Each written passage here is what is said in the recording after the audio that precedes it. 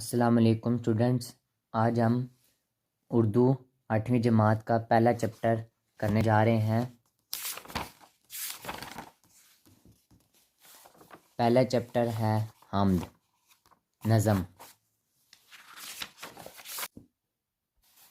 یہ حمد ہے اور یہ اس کی نظم ہے، یہ عتیق احمد جاذب نے لکھی ہے۔ اس کی مشق، سوال دیے گئے ہیں، جواب لکھیں، بلینکس ہیں اس کی، اور یہ تشریح وغیرہ کرنی ہے۔ چلیے ہم سوال جواب کی طرف جاتے ہیں۔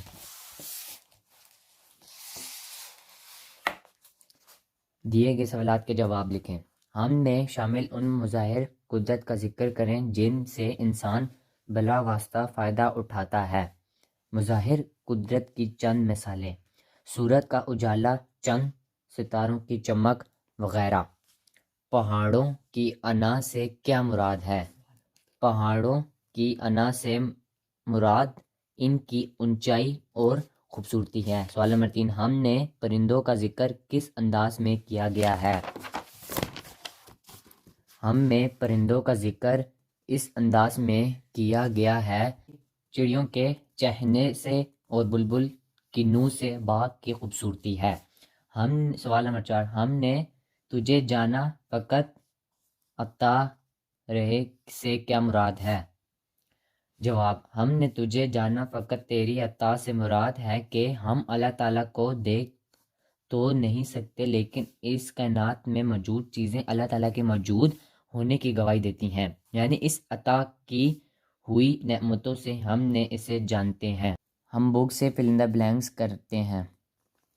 نمبر 1، جنگل کی خاموشی سے، پہاڑوں کی انا سے، ڈیش میں ہے خاموشی۔ پر ہول سمندر سے، پرسسار ڈیش سے، گٹا۔ چڑیوں کے چہکنے سے تو ڈیش کی نو سے، بلبل ہے ڈیش میں۔ موتی کی نزاکت سے تو ہیرے کی جلا سے، نزاکت۔ نیکی سے، عبادت سے، لغزش سے، خطاب سے، عبادت آئے گا۔